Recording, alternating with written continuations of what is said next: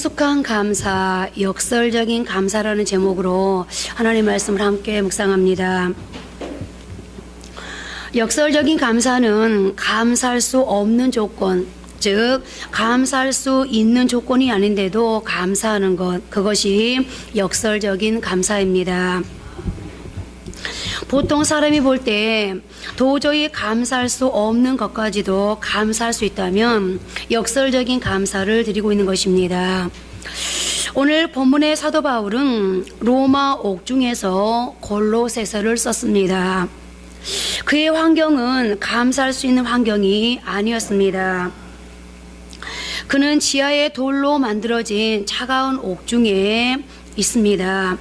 그런데 그는 그 감옥에서 풍성한 감사를 드리고 있고, 더 나아가 성도들에게도 넘치게 감사라고 권면하고 있습니다.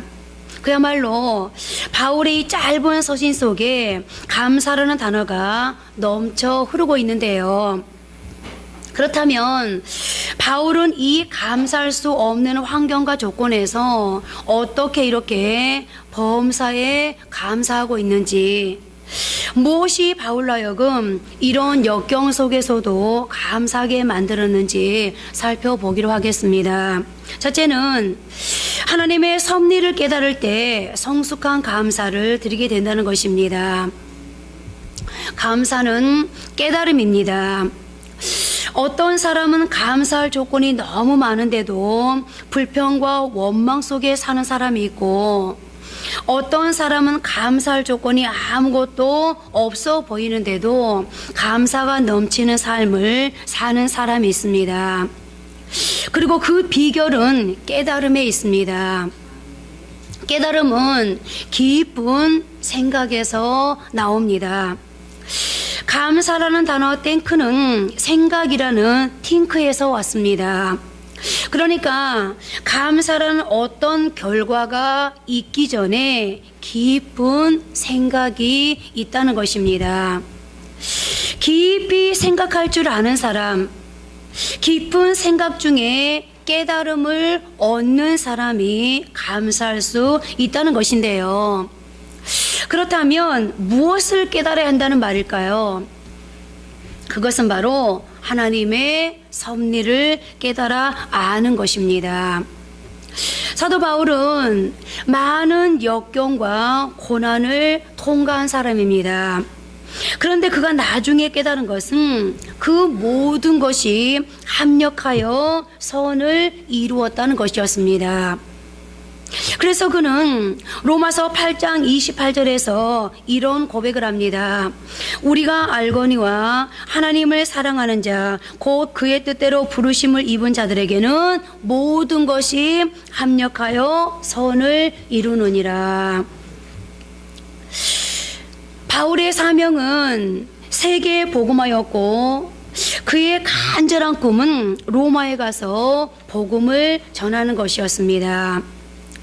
그러니 당연히 그의 기도의 제목 1순위는 로마로 가게 하옵소서였을 것입니다. 그런데 로마서 15장 22절에서 우리는 바울의 길이 쉽게 열리지 않고 오히려 막힌 길로 인한 바울의 안타까운 마음을 읽을 수가 있는데요. 그런데 그는 그 꿈이 아주 신비로운 방법, 즉 바울이 생각지도 못했던 오직 하나님의 방법으로 성취되는 것을 경험하게 됩니다. 그리고 그 결론적인 것을 말씀드리면, 그가 예루살렘에 갔을 때 그곳에서 그는 누명을 쓰고 붙잡혔고 억울하게 소송을 당해 자유의 몸이 아닌 죄수의 몸으로 그렇게 서운하던 로마에 들어가게 되었습니다. 그런데 그가 이 상황을 다 지나고 나서 나중에 보니까 억울하게 죄수가 된 그 일이 하나님의 섭리 속에서 자신이 그렇게 원하던 꿈을 성취하는 도구가 되었다는 것을 깨닫게 되는데요. 자, 그렇다면 바울이 죄수가 되어 로마로 가는 과정 중에 만난 이 일들이 왜 하나님의 놀라운 섭리였다고 하는지 그 이유를 짚어보면 이렇습니다. 우선 먼저 사도행전 23장 12절 13절을 보십니다. 날이 샘에 유대인들이 당을 지어 맹세하되 바울을 죽이기 전에는 먹지도 아니하고 마시지도 아니하겠다고 이같이 동맹한 자가 40여 명이더라. 바울이 예루살렘에 온다는 소문이 퍼졌을 때 제일 기뻐한 사람들이 유대의 율법주의자들이었습니다. 각처에서 유대인들을 개종시켜 유대교를 위축시키고 이상한 종교를 퍼뜨리는 바울을 유대인들은 더 이상 두고 볼 수 없었고, 이때야말로 그를 제거할 절호의 기회라고 생각했습니다. 그래서 40여 명의 유대인들이 지금 바울의 목숨을 노리고 있는 상황입니다. 그런데 이런 상황에서 바울이 한가롭게 몇 사람과 함께 로마 길을 가고 있다고 가정해 보십시오. 바울이 로마까지 무사히 도착할 수 있었겠습니까? 그런데 바울은 지금 가이사 황제의 재판을 받기 위해 특별 VIP 제수의 몸으로 잘 훈련된 로마의 특별 경호대 호송을 받아 목숨의 안전을 보장받으며 로마로 가고 있습니다. 게다가 바울이나 그의 선교팀 일행이 경제적 여유가 있는 사람들도 아니었으니 로마까지 가는 배삭도 만만치 않았을 것입니다. 그런데 제수로 가니까 아무런 비용이 들지 않았습니다. 얼마나 신묘망측한 놀라우신 하나님의 섭리입니까? 뿐만이 아닙니다. 사도행전 27장에서 유라굴로 광풍을 만나는 장면이 바로 이때 바울이 로마로 압송되는 과정에서 겪었던 위기 아니었습니까? 이 유라굴로 광풍만 해도 그렇습니다.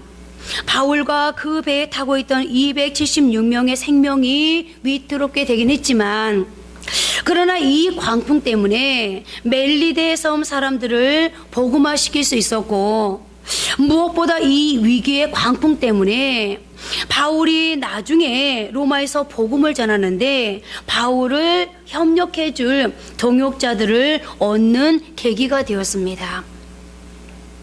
그래서 하나는 우리에게 이렇게 말씀하지 않습니까? 이는 내 생각이 너희의 생각과 다르며 내 길은 너희의 길과 다름이니라. 여호와의 말씀이니라. 이는 하늘이 땅보다 높음같이 내 길은 너희의 길보다 높으며 내 생각은 너희의 생각보다 높음이니라. 자, 그러므로 인생이 내 뜻대로, 내 계획대로, 내 생각대로 안 된다고 좌절하지 마십시오. 기도하고 사는데도 왜 고난이 더해지느냐고 불평하지 마십시오. 기도하고 시작한 일인데 고난의 장애물이 있거든 오히려 기뻐하십시오. 바로 그 고난의 장애물이 하나님의 기이하신 섭리의 방편이 될 것입니다. 오늘 바울을 보십시오. 억울한 누명을 쓰고 붙잡힌 죄수의 몸이 된 이 상황이 오히려 사명을 완수하는 기회가 되었습니다. 성급한 판단을 보류하고 기다렸더니 고통스러운 사건들이 하나님의 변장된 축복이었음을 깨닫게 되는 계기가 되었습니다. 그리고 이제 드디어 그는 이 하나님의 섭리 중에 범사에 감사할 수 있는 역설적인 감사의 사람이 될 수 있었습니다. 그렇습니다. 조금만 우리가 조급한 마음을 먹으면 감사할 수 없습니다.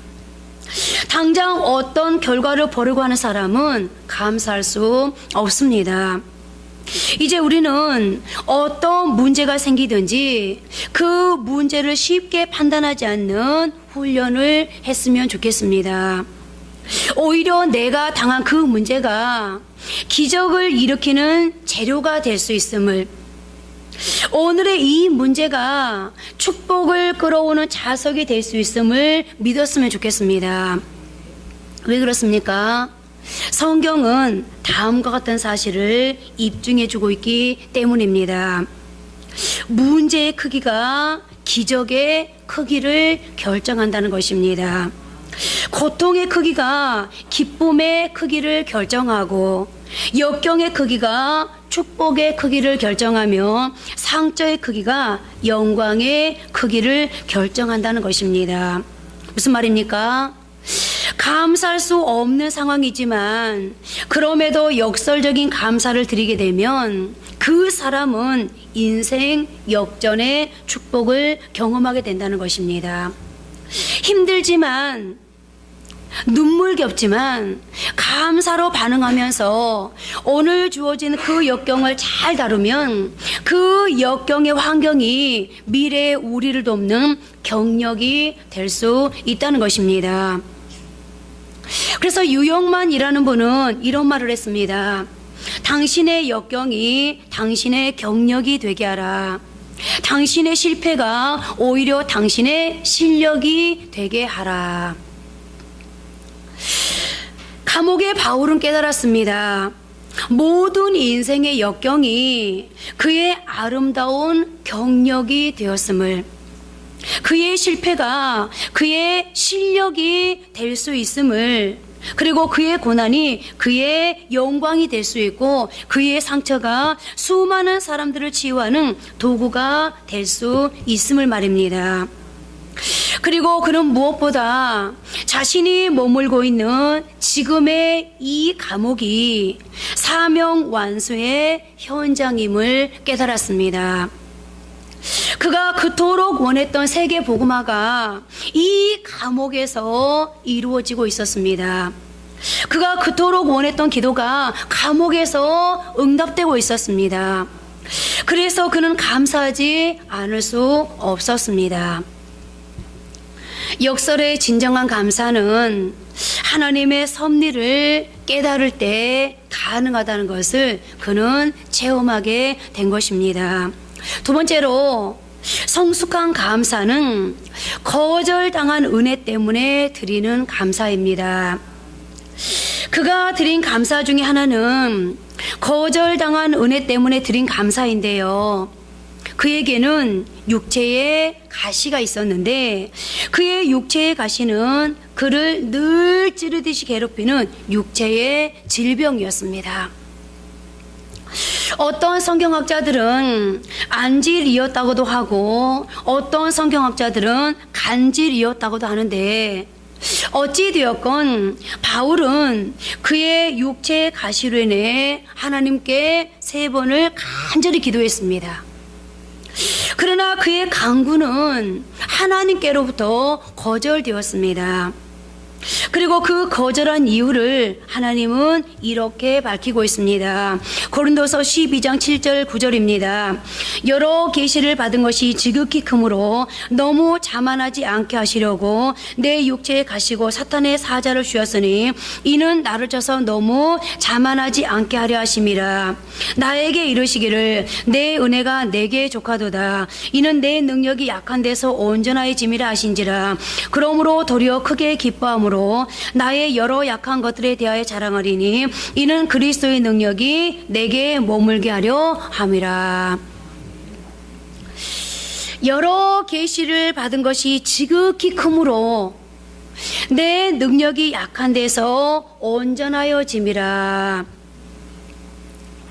사실 바울은 하나님께로부터 엄청난 은사를 받았고, 그리고 우리는 바울이 엄청난 능력의 사람, 기적의 사람이었다는 것을 사도행전을 통해서 보았고 그리고 알고 있습니다.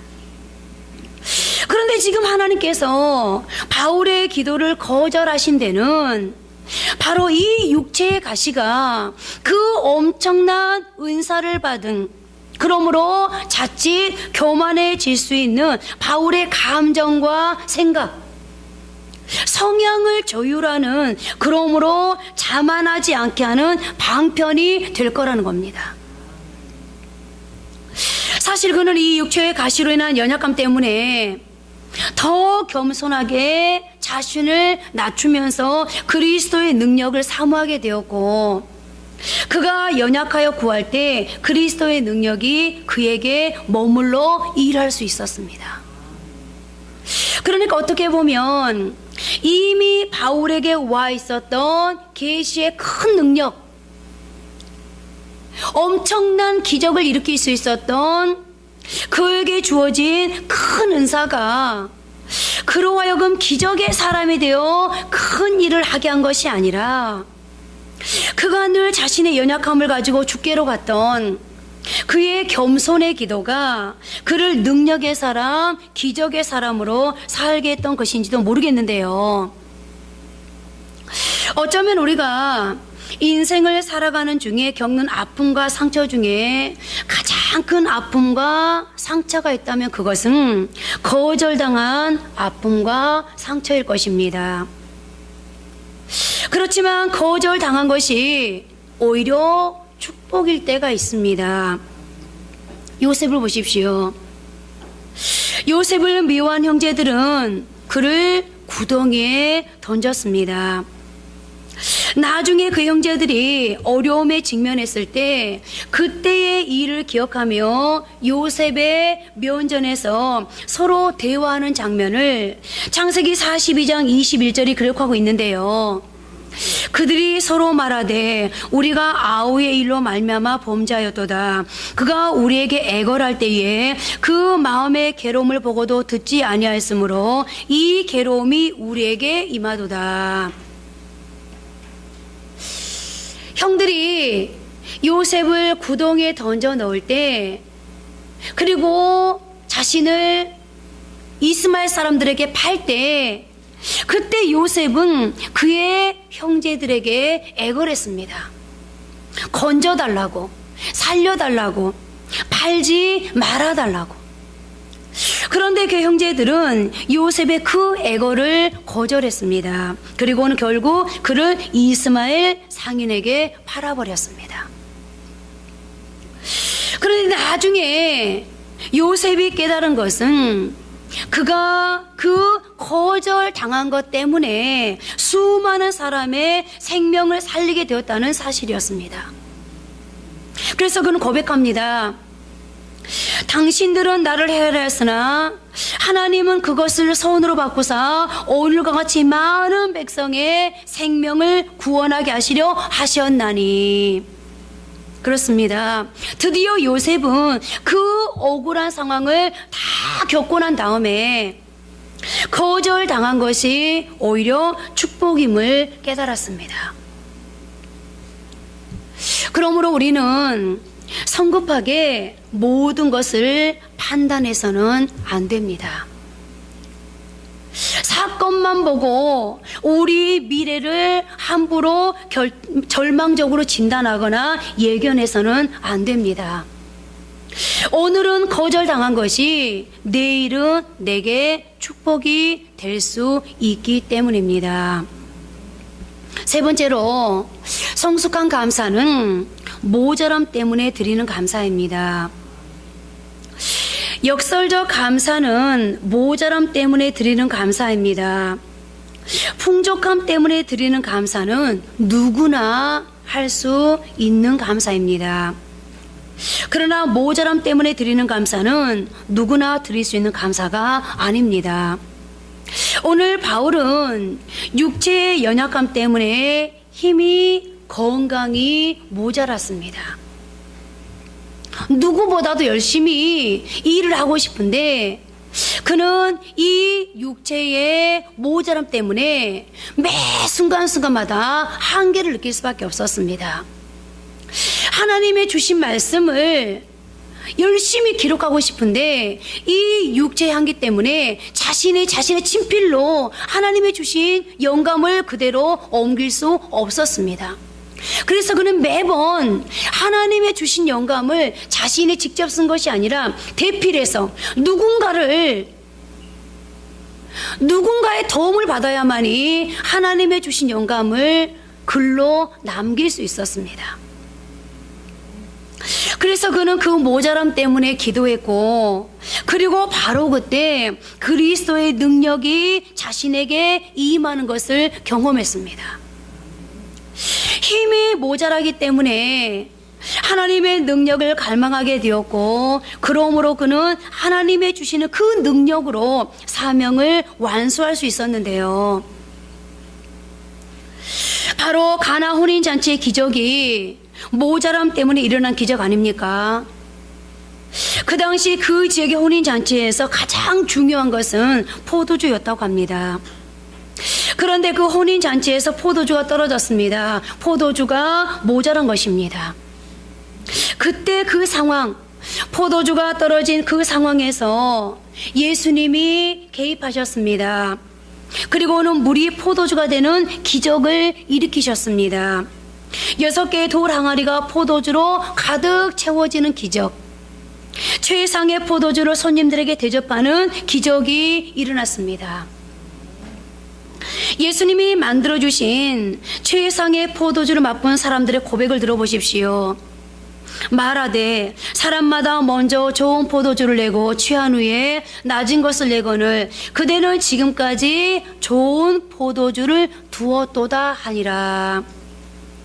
이런 극찬의 이 상황이 무엇 때문에 지금 벌어진 겁니까? 포도주가 부족했기 때문에, 포도주가 모자랐기 때문에 이런 기적을 체험할 수 있었고, 또 이 기적으로 말미암아서 수많은 사람들이 그리스도 앞에 감사를 표현할 수 있게 되어진 것입니다. 저는 매 순간순간마다 모자람 때문에 하나님 앞에 기도하게 됩니다. 지난 금요일 날도 금요 기도를 인도하면서 이제 사업장들을 위해서 기도하는 그런 시간이 되었습니다. 우리 김동훈 집사님이 여기 계시고, 제네시스에도 우리 고광재 집사님이 계시고, 그리고 주연 상사 우리 이평 집사님이 계십니다. 그리고 여기에는 GH 바운스, 그리고 우리 김호순 집사님, 그리고 우리 박성 형제님의 아버님 사업장, 여러 사업장들을 놓고 이제 기도를 하는데, 제가 이렇게 보니까 이 사업장들마다 다 지금 넉넉한 사업장들이 아니에요. 뭔가 부족해요. 모자랍니다. 그런데 그날 하나님 앞에 이제 메타를 위해서 이제 기도를 시작합니다. 그런데 우리 김동훈 집사님이 지난 금요일 날 수주를 했어요. 그 수주한 것도 정말 하나님의 은혜로 했습니다. 그런데 여러분 아시다시피 수주했다고, 오다를 땄다고 거기 다 끝나는 게 아니잖아요. 수주한 그 오다를 이제 잘 상대편에서 만족하게끔 일을 해내려면 아이디어가 있어야 되고, 또 그 아이디어를 통해서 직원들이 일을 잘해야 되고, 이런 과정들이 필요하지 않겠습니까?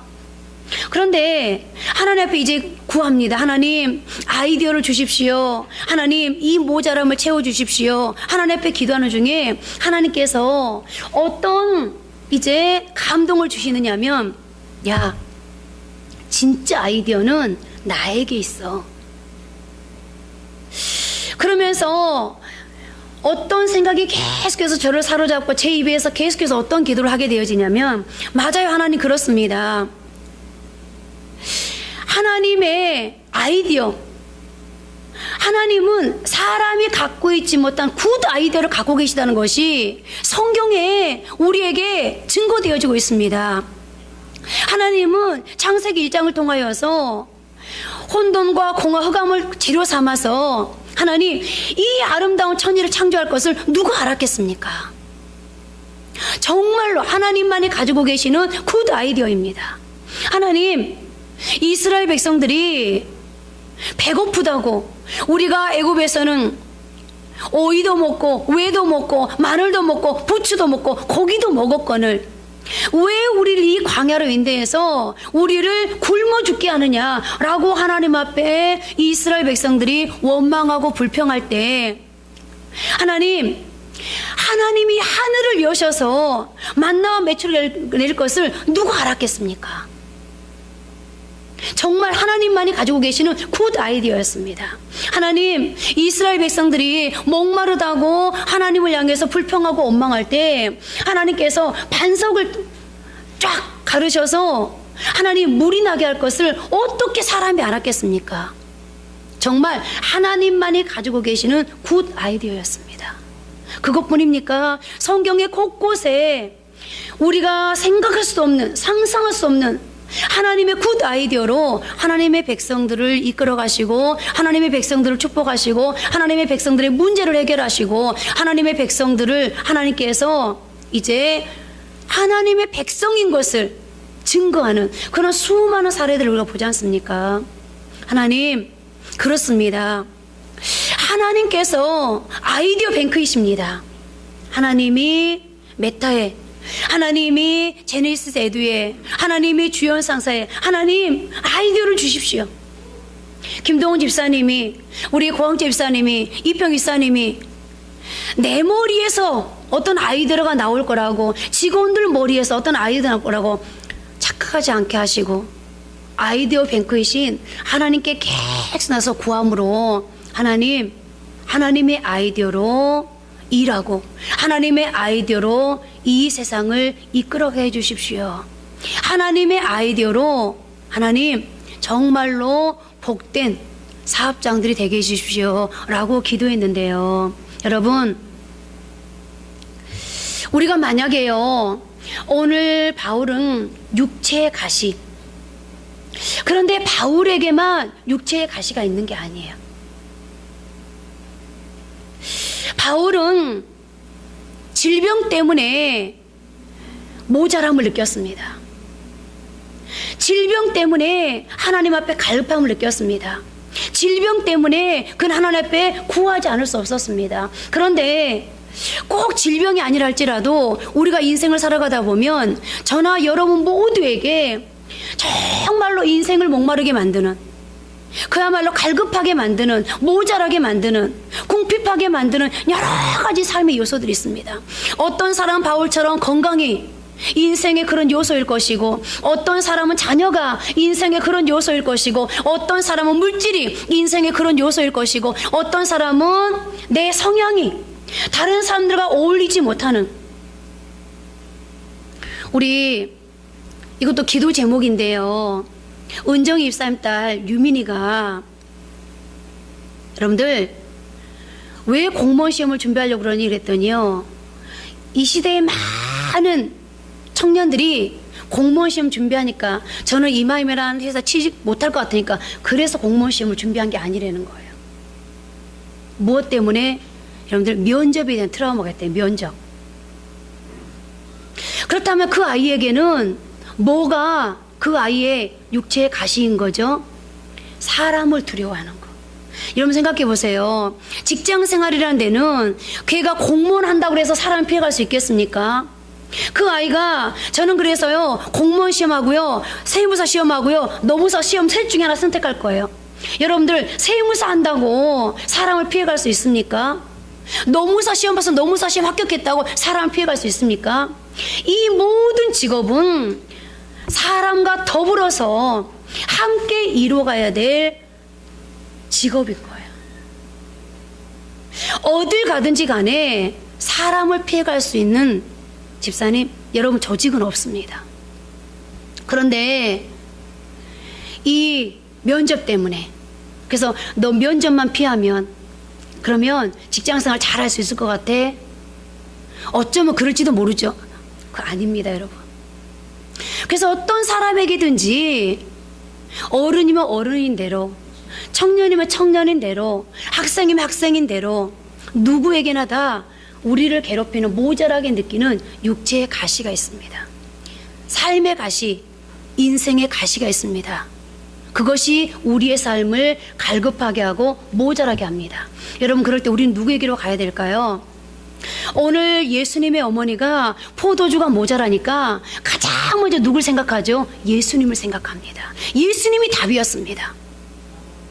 아이디어 뱅크인 하나님이 답입니다. 그래서 모세는 백성들하고 똑같은 사람이었지만 백성들이 하나님을 원망하고 불평할 때 모세는 어디로 갑니까? 아이디어 뱅크인 하나님께로 갑니다. 하나님, 홍해 앞에 섰습니다. 어떻게 하면 좋을까요? 하나님, 마라의 쓴물을 만났습니다. 어떻게 하면 좋을까요? 하나님, 백성들이 배고프답니다. 어떻게 하면 좋을까요? 하나님, 백성들이 목마르답니다. 어떻게 하면 좋을까요? 하나님, 전쟁이 터졌습니다. 어떻게 하면 좋을까요? 그때마다 하나님은 모세에게 하나님이 가지고 계시는 아이디어를 주셨습니다. 여러분의 인생에 뭐가 모자라십니까? 이제 하나님 앞으로 가셔서 기도하십시오. 그리고 감사하십시오. 모자랄 때 감사하면 넘치게 채우시는 하나님의 은혜를 경험하게 됩니다. 모자랄 때 감사하고 기도하면 처음 것보다 더 좋은 것을 받아 누리게 됩니다. 모자랄 때 기도하면서 감사하면 삶의 질이 변화되는 것을 경험합니다. 모자란다고 불평 불만만 하고 있지 마시고 오늘 모세처럼 예수님의 어머니 마리아처럼 하나님께로 그리고 예수님께로 나가서 기도하면서 오히려 그 모자란 것 때문에 감사할 수 있는 저와 여러분이 되어지기를 바랍니다. 네 번째로 성숙한 감사는 절망 중에 드리는 감사입니다. 저는 오늘 설교를 준비하면서 절망 중에 감사로 반응했던 사람들을 찾아보았고 그리고 그렇게 반응했던 그들의 결과는 과연 어떠했는지를 성경 속에서 한번 추적해 보았습니다. 그리고 세 가지를 발견하게 되었는데요. 물론 이것은 부분적인 것입니다. 제가 말씀드리고자 하는 사람 또 상황 말고도 얼마든지 많은 훌륭한 사례들이 있겠습니다만 오늘은 세 가지만 말씀드리겠습니다. 우선 바울입니다. 우리가 지금 살펴보고 있는 바울은 사형 선고를 받은 것 같은 절망적인 환경에서도 감사와 찬송을 드렸습니다. 빌립보 감옥에 갇혔을 때 그는 신라와 함께 옥중에서 인생의 깊은 밤에 절망하고만 있지 않고 오히려 하나님 앞에 기도하면서 찬송하면서 감사를 올려드렸습니다. 그랬더니 바로 그때 옥문이 열리는 착고가 풀어지는 놀라운 기적을 경험하게 되었습니다. 무슨 말입니까? 절망 중에 감사하면 나를 얽매고 있던 것들이 풀리는 역사가 있다는 겁니다. 그 다음은 절망 중에 감사하면 인생 역전을 경험하게 된다는 것이었습니다. 욥은 우리가 잘 아는 것처럼 하루아침에 10명의 자식을 잃고 재산을 잃고 건강을 잃는 상황을 맞게 되었습니다. 아마 이런 인생도 쉽지 않을 거예요. 우리는 10명의 자녀가 아니라 재산 전체가 아니라 건강이 아니라 작은 것 하나만 잃어도 사네 죽네 하나님이 있네 없네 하나님이 나를 사랑하네 안 사랑하네 라고 하나님 앞에 온갖 악을 다 쏟아내잖아요. 그런데 욥은 하나님을 원망하지 않고 오히려 감사를 올려드렸습니다. 이렇게 말씀드리면 여러분들 그렇게 말씀하실 수 있을지도 모르겠어요. 아, 욥이니까 성경이니까 하나님이 우리에게 뭔가 그럴싸한 사례를 제시해야 되니까 하나님이 특별하게 욥에게 그렇게 해줄 수밖에 없었겠죠. 아니요, 그렇지 않습니다. 욥은 우리와 똑같은 사람이었습니다. 그런데 그는 하나님을 원망하지 않고 하나님을 찬양합니다. 왜 그렇게 할 수 있었을까요? 그의 해석의 방법은 우리랑 조금 달랐습니다. 알몸으로 태어났을 때 아무것도 가진 것이 없었는데 그동안 많은 것을 받아 누렸다는 겁니다.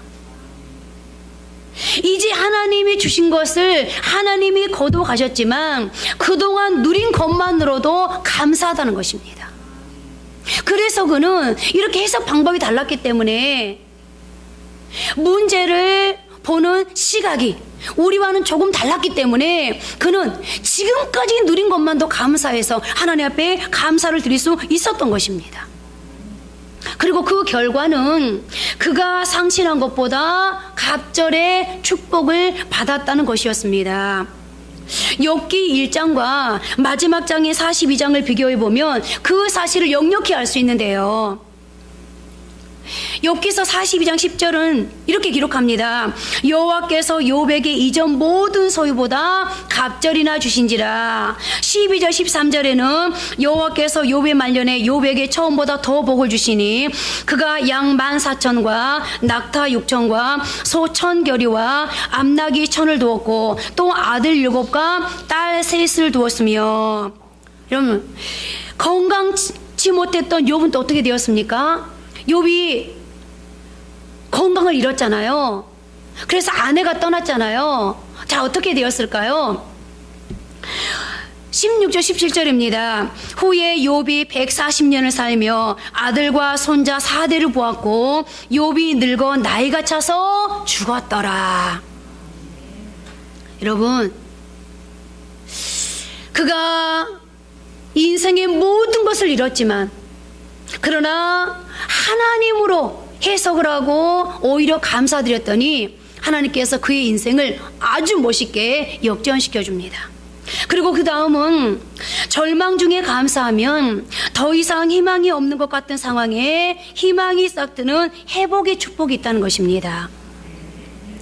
아마 요한복음에 예수님께서 일으키신 기적의 절정은 죽은 나사로를 살린 것일 텐데요. 그런데 이 사건은 예수님이 나사로가 병들었다는 소식을 들으시고도 지체하시는 것으로부터 출발합니다. 그가 죽어 무덤에 썩은 냄새가 날 때까지 기다리십니다. 그리고 우리는 이 나사로의 사건을 통해 하나님은 때로 우리의 도움에도 응답을 지체하실 때가 있다는 것을 알게 되는데요. 모든 것이 바닥나고 죽었다고 생각할 때까지, 즉 모든 것에서 이제 더 이상 희망이 없다고 느껴질 때까지 응답을 지체하실 때가 있습니다. 그렇지만 우리가 꼭 기억해야 할 사실이 있습니다. 하나님이 지체하실 때는 더 큰 기적을 준비하고 계시다는 것, 하나님이 우리가 구하는 것을 잠시 거절하실 때는 더 좋은 것을 예비하고 계시다는 것을 말입니다. 오늘 주님은 마르다와 마리아의 간구를 잠시 거절하셨습니다.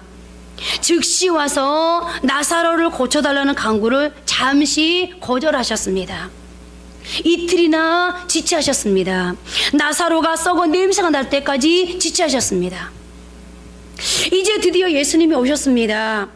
그런데 기껏 나사로의 무덤 앞에서 예수님이 요구하신 것은 마르다의 믿음이었습니다.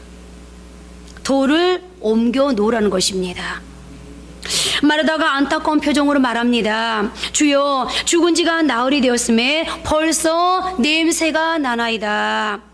이 말은 무슨 말이죠? 더 이상 희망이 없다는 것입니다. 예수님께서 말씀하십니다. 내 말이 내가 믿으면 하나님의 영광을 보리라 하지 아니하였느냐. 마르다가 믿음으로 돌을 옮겼습니다. 그리고 그때 예수님이 하늘을 향해 감사 기도를 들으십니다. 돌을 옮겨 놓으니 예수께서 눈을 들어 우러러 보시고 이르시되 아버지여, 내 말을 들으신 것을 감사하나이다. 감사 기도를 드리시더니 큰 소리로 명하십니다. 나사로야, 나아오라. 그때 죽은 나사로가 부활하여 무덤에서 나왔습니다. 그리고 나사로는 그렇게 부활한 다음에 더욱 귀하게 쓰임을 받았습니다. 그렇습니다. 절망 중에 감사하면 기적이 일어납니다. 절망 중에 감사하면 치유를 받게 됩니다.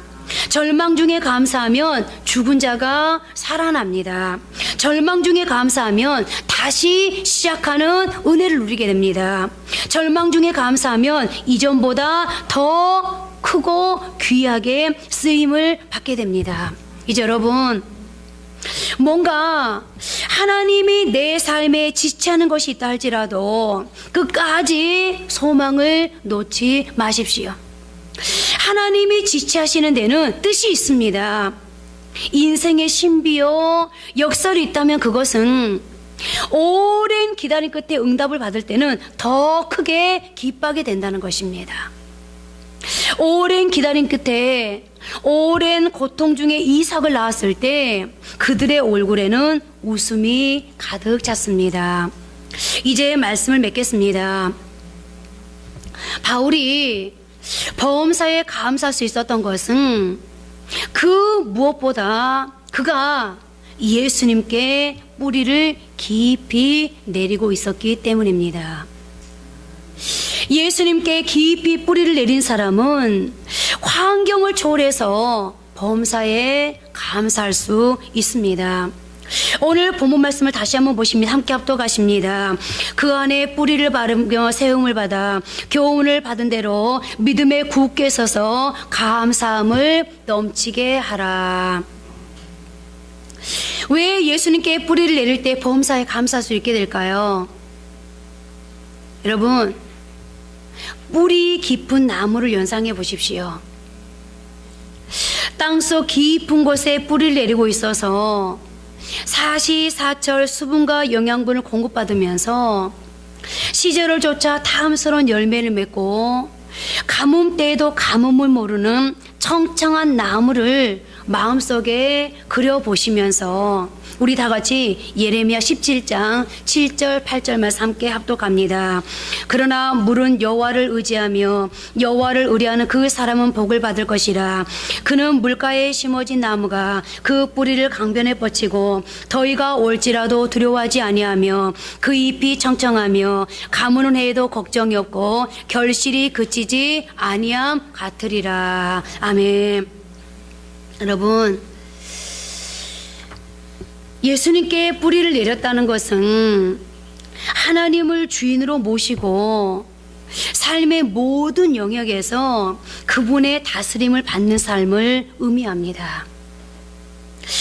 그리고 그런 사람에게는 인생의 더위도 가뭄도 더 이상 문제가 되지 않습니다. 그런 사람의 삶의 모든 사건은 창조주 되신 하나님의 손 안에서 역전될 수 있습니다. 하나님의 손은 죽은 자를 살리는 손이고 무에서 유를 창조한 손입니다. 하나님의 손은 모든 것을 맡겨도 되는 손입니다. 그 예수님께 뿌리를 내리는 사람, 그 사람은 어떤 상황이라도 흔들리지 않습니다. 이제 우리 모두 그 주님께 삶의 뿌리를 깊게 내리고 감사하면서 살아가는 그런 사람 되어지기를 바랍니다. 그러므로 기적의 사람, 축복의 사람, 인생 역전을 경험할 수 있는 회복의 사람 되어지기를 주님의 이름으로 축복합니다.